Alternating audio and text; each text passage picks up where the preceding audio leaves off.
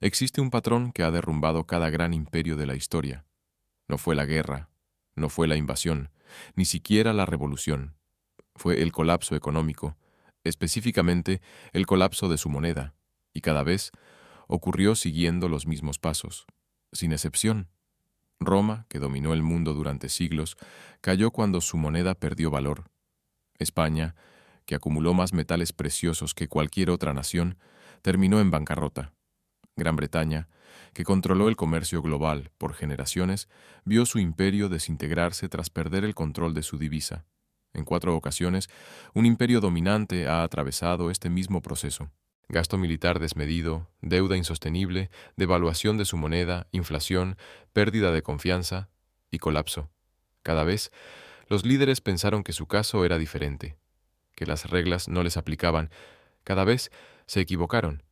Y hoy, en 2025, Estados Unidos está siguiendo ese mismo camino, paso por paso. La única pregunta es, ¿en qué punto estamos del ciclo? Este es el relato de cómo los imperios se destruyen a sí mismos desde dentro, cómo ocurrió en Roma, España y Gran Bretaña, y por qué todas las señales indican que está ocurriendo otra vez. Todos los imperios comienzan igual, poderosos, confiados, aparentemente invencibles, pero en lo profundo hay un patrón. Uno que ha aparecido una y otra vez durante más de 2000 años, un ciclo silencioso pero letal, que empieza con poder absoluto y termina con ruina.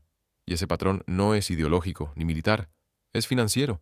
Cada imperio que ha caído lo ha hecho porque quebró su sistema económico desde dentro, no por enemigos, no por catástrofes naturales, sino por decisiones internas, malas políticas, promesas insostenibles y, sobre todo, la destrucción progresiva de su propia moneda. Este patrón se repite con una precisión inquietante, y lo más peligroso es que, al principio, siempre parece funcionar. El ciclo comienza en la cúspide del poder. El imperio domina la economía mundial. Su moneda es fuerte, respaldada por confianza, por metales preciosos o por décadas de estabilidad. Es el referente para el comercio, para la banca, para las reservas internacionales. Todo parece sólido, pero esa confianza se convierte en el primer paso hacia la caída, porque con poder viene ambición, y con ambición viene expansión. Cada nuevo territorio exige más gastos, ejércitos, administración, infraestructura. El imperio empieza a gastar más de lo que recauda, y para llenar ese vacío empieza a endeudarse. Primero de forma razonable, luego masivamente. Emitir deuda se convierte en costumbre, luego en necesidad. Y cuando ya no alcanza ni endeudarse, el imperio recurre a lo inevitable, devaluar su moneda. La fórmula cambia de siglo en siglo, pero el principio es siempre el mismo. Roma redujo la cantidad de plata en sus monedas. España inundó Europa con tanto metal precioso que el valor mismo del oro y la plata se desplomó. Gran Bretaña abandonó el patrón oro y devaluó la libra para sostener un imperio insostenible. ¿Y Estados Unidos? Bueno, ya llegaremos a eso. Este acto, la degradación de la moneda, es donde el imperio comienza a cavar su propia tumba, porque una vez que el dinero pierde valor, todo lo construido sobre él empieza a tambalearse. La inflación se dispara, los salarios reales caen, el costo de vida sube, la gente pierde la fe en su moneda, luego en sus instituciones, luego en su país, y la historia siempre termina igual. Cuando la confianza se rompe, no hay ejército que lo arregle, no hay discurso, ni promesa, ni símbolo que lo detenga. El dinero es confianza. Cuando esa confianza muere, el imperio muere con ella. Y aún así, cada imperio que ha seguido este camino ha creído ser la excepción. Roma pensó que su legado la protegería. España creyó que su oro era eterno. Gran Bretaña juró que el mundo nunca abandonaría la libra. Todos estaban equivocados. Ahora, ese mismo patrón está ocurriendo una vez más. Y esta vez, con la moneda más poderosa del planeta, el dólar estadounidense. Este no es un patrón basado en profecías, es una secuencia lógica, un ciclo que ha ocurrido demasiadas veces como para ignorarlo. Una vez que lo ves, no puedes dejar de verlo. Y en los próximos minutos vamos a recorrerlo paso a paso, desde la Roma imperial hasta la América moderna. Porque si no entendemos cómo funciona este ciclo, no entenderemos lo que ya está ocurriendo a nuestro alrededor. Quédate hasta el final, porque este patrón no es historia antigua, es la advertencia más urgente de nuestro tiempo. Comencemos con Roma, el imperio que controló Europa, el norte de África y el Medio Oriente durante más de 5 siglos. A su máximo esplendor, gobernaba sobre 60 millones de personas. Su ejército era temido, su infraestructura envidiada, su moneda, el denario, respetada en cada rincón del mundo conocido. El denario era una moneda de plata introducida en el 211 a.C. Pesaba aproximadamente 4.5 gramos y estaba hecho de plata pura. Durante generaciones, su valor era incuestionable. Cuando un comerciante recibía un denario, sabía exactamente qué contenía: plata real, valor tangible. Esa confianza permitió a Roma expandirse, pagar a sus soldados, construir acueductos, caminos y fortalezas. El dinero era estable. El imperio era estable. Pero los imperios nunca se detienen. Cada victoria trae nuevos gastos, nuevas provincias, nuevas legiones, más burocracia, más carreteras, más tributos que recaudar y más presión sobre el sistema fiscal. Roma, como cada imperio posterior, empezó a gastar más de lo que podía sostener. Y en lugar de recortar, hizo lo que hacen todos los imperios: alteró su moneda. El primer gran paso lo dio el emperador Nerón. Gobernó del 54 al 68 después de Cristo. Redujo el contenido de plata del denario del 100% al 90%. Una decisión aparentemente pequeña, pero con consecuencias enormes. Con la misma cantidad de plata, ahora se podían acuñar más monedas. Más monedas en circulación, más dinero, pero con menos valor. Eso es inflación. Durante las siguientes generaciones, esa práctica se aceleró. A principios del siglo III, bajo el emperador Caracalla, el denario contenía apenas el 50% de plata, y en el año 265 después de Cristo, bajo el emperador Galieno, la moneda tenía solo un 5% de contenido real.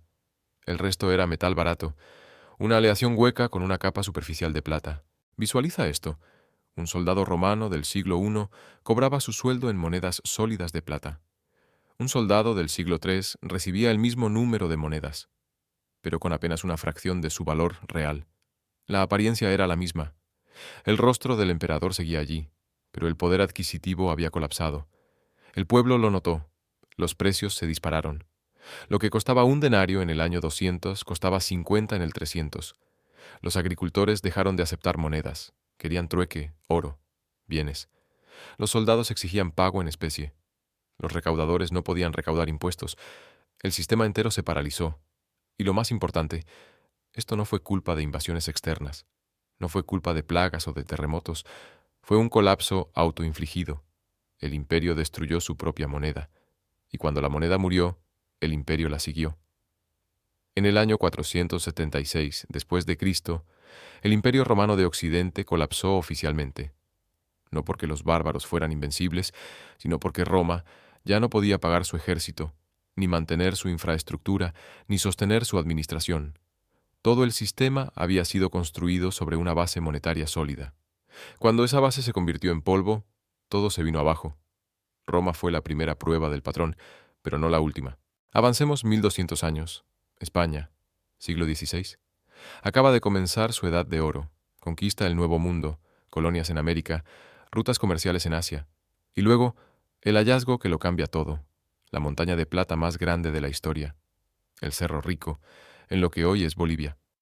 A mediados del siglo XVI, España extraía millones de kilos de plata cada año. La riqueza fluía hacia Sevilla en galeones abarrotados. El imperio español acuñaba monedas. El real de A8, conocido como el Spanish Dollar, se convertía en la primera moneda verdaderamente global, confiable, pura, abundante. España se volvía la potencia indiscutible del mundo, pero esa abundancia escondía un veneno, porque más dinero no significa más riqueza, si todos tienen más dinero. Cuando la plata española inundó Europa, los precios subieron. La misma cantidad de pan, trigo, vino o hierro requería más monedas. El valor de la plata empezó a caer. La inflación se disparó. Y aquí está la trampa. España no estaba creando riqueza, solo la estaba extrayendo.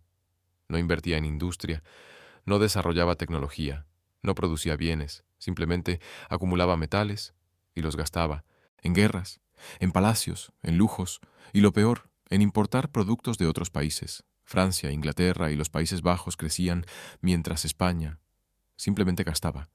El rey Felipe II heredó una deuda masiva.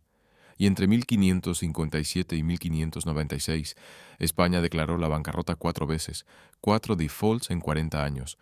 Una nación que controlaba casi toda la plata del mundo no podía pagar sus deudas. Los prestamistas dejaron de confiar. Los intereses se dispararon. Y el gobierno, sin opciones, hizo lo mismo que Roma. Devaluó su moneda. Menos plata por moneda. Nuevas monedas de cobre que fingían valer lo mismo. Pero nadie lo creyó. La moneda perdió credibilidad. La confianza desapareció. Y con ella, el imperio comenzó a desmoronarse. Al finalizar la Guerra de los 30 años, en 1648, España firmó la Paz de Westfalia, el principio del fin. A inicios del siglo XVIII, el imperio español, otrora el más rico del mundo, era una sombra. El patrón se había repetido. Dos imperios, dos monedas, dos historias distintas con un mismo final. Y lo más inquietante es que en ambos casos el colapso comenzó cuando todos pensaban que nada podía salir mal. Después de Roma y España, el mundo vio surgir un imperio aún más grande, más duradero, más global, uno que abarcó todos los continentes, uno sobre el cual, literalmente, nunca se ponía el sol, el Imperio Británico. A su punto máximo, en 1922, controlaba un cuarto de la población mundial, un cuarto de la superficie terrestre, desde Canadá hasta la India, desde Australia hasta Sudáfrica, y en el centro de todo ese poder, la libra esterlina. Durante más de 2 siglos, la libra fue la moneda más confiable del planeta. Estaba respaldada por oro. Una libra equivalía a una cantidad fija de oro almacenada en el Banco de Inglaterra. Era estabilidad, era poder, era confianza. El 60% del comercio mundial se facturaba en libras. La libra no era solo una moneda nacional, era una divisa imperial. Y como el denario romano y el real español, parecía indestructible. Pero el patrón regresó, porque incluso el imperio más grande necesita dinero para sostenerse. Y para sostener el imperio británico, la deuda fue la respuesta. Durante el siglo XIX, Gran Bretaña financió la expansión colonial, guerras, infraestructura y administración con bonos del gobierno. Todo funcionaba, mientras la libra mantuviera su valor, hasta que llegó la Primera Guerra Mundial. En 1914, la deuda nacional británica era de 660 millones de libras. En 1919, después de 4 años de guerra total, esa cifra superaba los 7.000 millones, un aumento de más de 10 veces. Para financiar el esfuerzo bélico, el gobierno suspendió la convertibilidad en oro. Ya no se podía cambiar una libra por su equivalente en metal precioso. La libra pasó a ser una moneda fiduciaria, respaldada solo por la promesa del Estado. Después de la guerra, Gran Bretaña intentó recuperar el estándar oro. En 1925, Winston Churchill, entonces ministro de Hacienda, devolvió la libra al oro, al tipo de cambio prebélico. Fue un error catastrófico. La libra estaba sobrevalorada. Las exportaciones británicas se desplomaron, el desempleo se disparó, y el gobierno, para defender la moneda, mantuvo tasas de interés altísimas, aplastando el crecimiento económico. En 1931, el patrón oro fue abandonado definitivamente. La libra fue devaluada, la confianza erosionada. Pero el golpe final vino después. Durante la Segunda Guerra Mundial, Gran Bretaña, ya profundamente endeudada, gastó lo que no tenía. Ciudades enteras fueron destruidas, la economía quedó devastada, y la deuda alcanzó el 270% del PIB. Para 1944, durante la conferencia de Bretton Woods, el destino de la libra quedó sellado. Fue desplazada oficialmente como moneda de reserva mundial. Su lugar lo tomó el dólar estadounidense. Gran Bretaña intentó resistir. En 1947, reintrodujo la convertibilidad. Duró 6 semanas. Hubo una corrida contra la libra. El sistema colapsó. Se restablecieron los controles. En 1949, la libra fue devaluada un 30%. En 1967, otra vez. Cada devaluación significaba lo mismo: pérdida de poder adquisitivo, pérdida de confianza, pérdida de prestigio. Mientras tanto, el imperio se desmoronaba. India se independizó en 1947. Egipto nacionalizó el Canal de Suez en 1956. La respuesta militar británica fue un fracaso humillante. Y uno a uno, los territorios comenzaron a liberarse. No porque fueran invadidos, sino porque Londres ya no podía pagar para retenerlos. En los años 70, Gran Bretaña estaba al borde del colapso. La inflación alcanzó el 25%. El país tuvo que pedir ayuda al Fondo Monetario Internacional. La libra, que un día había dominado el mundo, era ahora un símbolo de declive. Y el imperio, que alguna vez había controlado mares, continentes y culturas, se había evaporado. En apenas 3 décadas, El patrón, una vez más, se repitió. Gasto bélico excesivo, pérdida de respaldo metálico, devaluación, inflación, colapso de la moneda, y con ella, del imperio. Gran Bretaña no fue conquistada por fuerzas extranjeras, fue vencida por la lógica implacable de su propia economía. 3 imperios, 3 monedas, 3 caídas, y cada uno creyó que su poder era excepcional. Pero la historia no hace excepciones, solo repite consecuencias. Y ahora llegamos al presente, al imperio actual, a la potencia que surgió tras la caída de las anteriores, la que heredó el rol global de Roma, España y Gran Bretaña, la que sustituyó a la libra con el dólar como nueva moneda de referencia. El último gran imperio en pie, Estados Unidos de América. Desde 1944, tras la Segunda Guerra Mundial, el dólar se convirtió en la moneda de reserva del mundo. El sistema de Bretton Woods la vinculó al oro, $35 por onza, y otras monedas, a su vez, se fijaban al dólar. Era estabilidad, era orden, pero también fue el principio de una dependencia global, porque mientras el dólar mantuviera su valor, el sistema funcionaba. Pero si ese valor caía, el mundo entero temblaría, y como en cada imperio anterior, el patrón empezó a repetirse. La guerra de Vietnam, el programa de gasto social, conocido como la Gran Sociedad, la expansión militar por todo el planeta, más de 700 bases en más de 70 países, gastos descomunales, deuda creciente. Para los años 60, las reservas de oro en Estados Unidos ya no podían respaldar la cantidad de dólares emitidos. Francia, bajo Charles de Gaulle, exigió oro a cambio de dólares. Otros países lo imitaron. El oro empezó a salir de Fort Knox, hasta que en 1971 el presidente Nixon cerró la ventana del oro. El dólar dejó de estar respaldado por oro. Pasó a ser una moneda fiduciaria, igual que el denario de Roma, igual que la libra de Gran Bretaña. Y al principio, nada pareció cambiar. El sistema del petrodólar, acordado con Arabia Saudita en los 70, mantuvo una demanda artificial del dólar. Todo el petróleo del mundo se comercializaba en dólares, pero el gasto no se detuvo. La deuda no paró de crecer.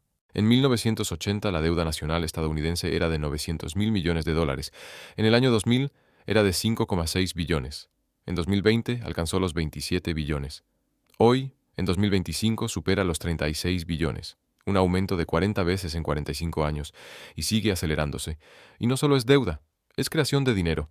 Desde la crisis de 2008, la Reserva Federal ha impreso billones de dólares a través de estímulos cuantitativos. Durante la pandemia, se crearon más de 4 billones en solo 2 años, más dinero creado que en todo el siglo anterior. Y como siempre nos dijeron que no habría inflación, que esta vez era diferente. Pero no lo es. En 2022 la inflación oficial fue del 9%, pero los precios reales de vivienda, alimentos, energía subieron mucho más. El dólar está siendo devaluado, no por decisión externa, sino por el propio sistema que lo administra. Y la confianza empieza a resquebrajarse. En el año 2000, más del 70% de las reservas globales estaban en dólares. Hoy es apenas el 58% y sigue cayendo. Los países BRICS, Brasil, Rusia, India, China y Sudáfrica están desarrollando sistemas alternativos. Realizan intercambios en monedas locales. Reducen su exposición al dólar. Acumulan oro. Diseñan sistemas de pagos paralelos. Los bancos centrales del mundo se están moviendo. Y no es casualidad. El patrón es claro. Y el momento más peligroso es este, cuando el imperio aún parece fuerte, pero su moneda ya está herida. Como Roma, que seguía extendiendo sus legiones mientras el denario era basura, como España, que controlaba la plata del mundo mientras se endeudaba hasta quebrar, como Gran Bretaña, que luchó por conservar la libra cuando ya nadie confiaba en ella. Estados Unidos mantiene su imagen de poder, pero lo hace con una economía que flota sobre deudas impagables y dinero impreso sin respaldo. El patrón tiene 7 etapas, y cada imperio lo ha recorrido. 1. Dominio absoluto. 2. Expansión más allá de sus medios. 3. Déficits estructurales. 4. Devaluación monetaria. 5. Inflación. 6. Pérdida de confianza. 7. Colapso. Hoy Estados Unidos ya ha cruzado la etapa 5 y se acerca peligrosamente a la sexta. Y entonces llega la pregunta final. ¿Qué pasa ahora? La historia ofrece 3 posibles desenlaces. El primero, declive controlado. Como Gran Bretaña tras 1945, perdió su imperio, su moneda, su estatus, pero evitó el colapso total.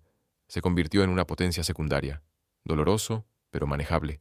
El segundo, colapso caótico, como Roma.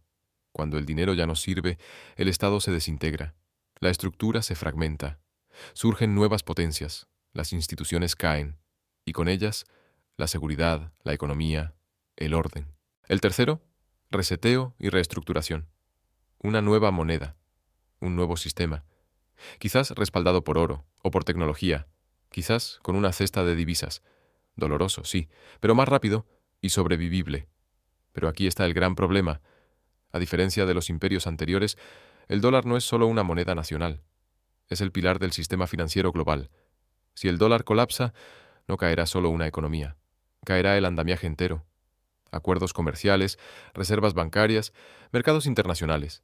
La economía global amplifica el impacto y el caos, pero el patrón dice que ese momento se acerca, no por predicción, por precedentes.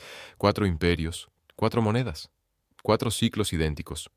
Roma fundió su moneda para pagar sus ejércitos. España inyectó tanta plata que destruyó su propia riqueza. Gran Bretaña endeudó su imperio hasta la bancarrota. Y ahora, Estados Unidos imprime trillones, se endeuda sin control y cree que esta vez será diferente. No lo es. El patrón no reconoce excepciones. No le importan las promesas, ni la tecnología, ni la ideología.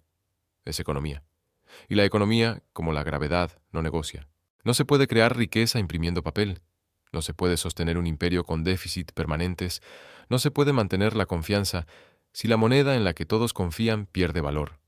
La única pregunta real es, ¿cuánto falta? ¿Cuánto falta para que el mundo deje de confiar en el dólar? ¿Cuánto falta para que se complete la última etapa? ¿Cuánto falta para que Estados Unidos se convierta en una página más del libro de historia? El patrón dice que estamos cerca. La deuda lo confirma. La inflación lo evidencia. Y la historia ya lo ha visto todo antes. Si este vídeo te dio una nueva perspectiva, suscríbete, porque cuando el patrón se complete, querrás entender qué ocurrió y por qué. La historia tiene las respuestas, y el patrón nunca falla.